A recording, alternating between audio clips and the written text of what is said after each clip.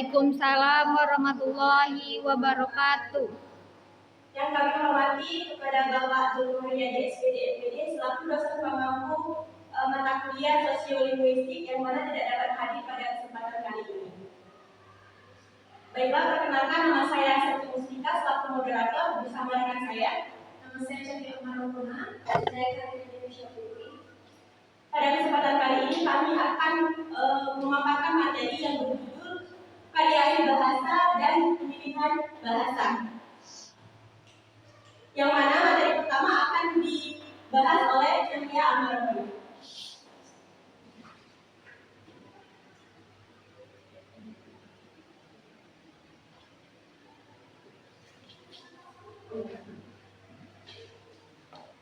Variasi bahasa dari segi penuturnya. Variasi bahasa terjadi karena cara orang menggunakan bahasa berbeda-beda yang dipengaruhi oleh faktor tertentu. Berikut jenis-jenis dari variasi bahasa. Yang pertama, ideolek. Ideolek ini adalah gaya bahasa khas setiap individu, seperti sidik jari. Tiap orang punya ciri unik yang tidak sama. Yang kedua, ada dialek. Dialek ini adalah perbedaan bahasa berdasarkan daerah atau kelompok tertentu, seperti perbedaan bahasa Jawa di tiap wilayah. Kemudian yang ketiga adalah kronolog. Nah, kronolog ini adalah variasi bahasa yang berubah sesuai waktu, seperti munculnya kata atau gaya baku.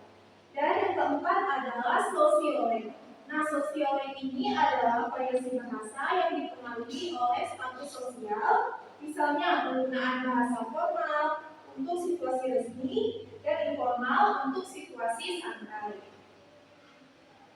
Selanjutnya, ragam bahasa berdasarkan formalitas. Ragam bahasa itu diibaratkan seperti pakaian yang harus disesuaikan dengan situasi. Yang pertama, bahasa baku. Nah, bahasa baku ini yaitu bahasa formal seperti yang digunakan dalam buku atau pidato resmi. Yang kedua, resmi. Nah, resmi ini dia lebih sopan dari baku, digunakan dalam acara penting. Kemudian yang ketiga, itu ada konsultatif. Nah, konsultatif ini adalah bahasa santai tetapi tetap sopan, misalnya saat presentasi.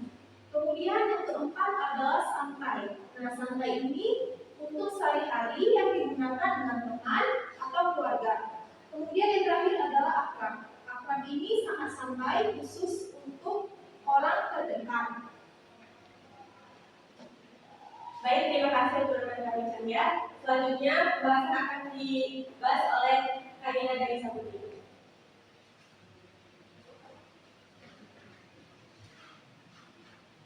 Dan selanjutnya itu ada variasi pemilihan bahasa. Variasi bahasa adalah perbedaan dalam penggunaan bahasa yang terjadi di masyarakat yang disebabkan oleh berbagai faktor seperti penutur, situasi, waktu, dan budaya. Variasi bahasa merupakan salah satu cara untuk mendukung proses komunikasi. Nah, lalu selanjutnya ada alih kode. Alih kode itu adalah peralihan penggunaan bahasa ragam bahasa dari satu bahasa ke bahasa lain dalam satu percakapan. Contoh kalimatnya itu seperti I want to eat nasi goreng, rasanya enak banget. Kalimat ini beralih dari bahasa Inggris ke bahasa Indonesia. Hal ini biasa terjadi saat orang ingin mengomentari makanan Indonesia dengan orang yang mengerti kedua bahasa. Selanjutnya itu ada campur kode. Campur kode itu adalah penggunaan dua atau lebih bahasa dalam tindak bahasa. Campur kode biasa bisa berupa tulisan kata, frasa, pausa, idiom, sapaan, dan sebagainya. Contoh kalimatnya itu seperti HP ku error terus, reset aja kali ya. Nah, baik, terima kasih untuk teman kami Karina dari Saputi. Selanjutnya, materi yang ketiga saya sendiri yaitu akan menjelaskan tentang faktor yang mempengaruhi pemilihan bahasa. Nah, faktor yang mempengaruhi pemilihan bahasa itu ada 4 faktor. Yang pertama itu ada latar dan situasi. Nah, latar dan situasi ini merupakan bahasa yang mempengaruhi oleh tempat dan kondisi daripada tertentu, yang mana meliputi biasanya di rumah itu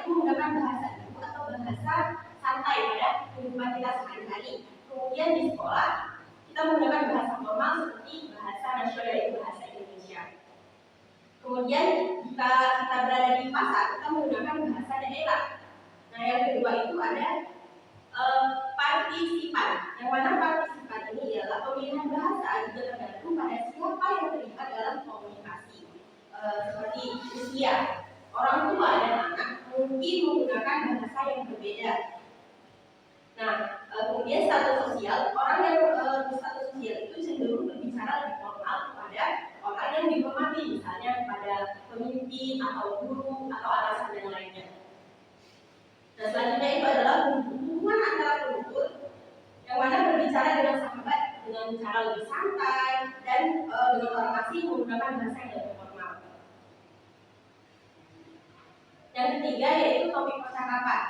Bahasa juga digunakan berubah sesuai dengan topik percakapannya. Ketika kita berada di tempat kerja, maka bahasanya itu istilah dalam kata formal atau teknis. Sedangkan pada saat kita di pasar, pada saat menawar harga barang itu menggunakan bahasa yang sederhana atau to the point. Kemudian pada saat peristiwa aktivitas seperti biasa itu menggunakan bahasa baku menyampaikan berita tersebut. Kemudian yang keempat yaitu interaksi bahasa berdasarkan tujuan komunikasinya, yaitu memberi informasi menggunakan bahasa formal, kemudian permohonan itu menggunakan bahasa yang sopan, kemudian di rumah itu menggunakan bahasa yang santai. Nah, contoh kasusnya yaitu menurut Gal 1982 faktor karakteristik penutur dan literatur itu lebih menentukan. Contohnya lebih banyak dipengaruhi yaitu anak-anak mungkin berbicara dengan bahasa gaul saat bersama temannya. Namun ketika bersama guru menggunakan bahasa yang formal. Nah, menurut Rupi 1942 lokasi interaksi menentukan pilihan bahasa. Contohnya itu di kantor mungkin menggunakan bahasa formal, sedangkan pada saat nongkrong bersama teman-temannya menggunakan bahasa yang santai. Nah, sekian pemaparan materi dari kelompok kami. Kami membuka sesi pertanyaan untuk 3 orang. Kami persilakan.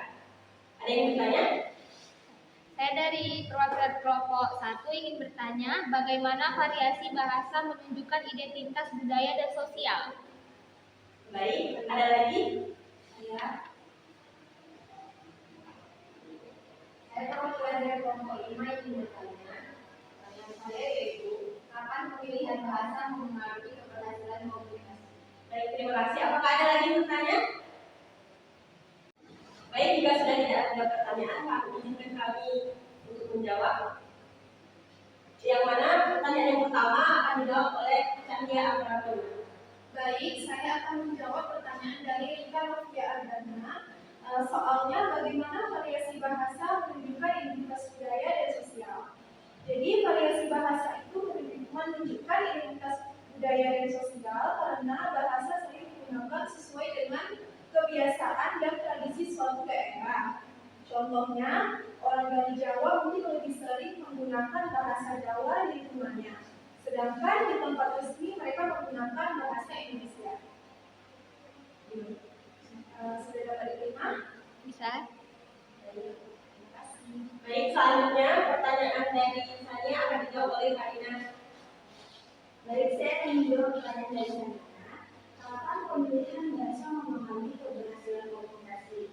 Jawabannya itu pemilihan bahasa penting untuk keberhasilan komunikasi. Misalnya, contoh, menggunakan bahasa formal agar terlihat profesional. Dengan orang asing, itu memilih bahasa yang mereka pahami agar pesan tersampaikan.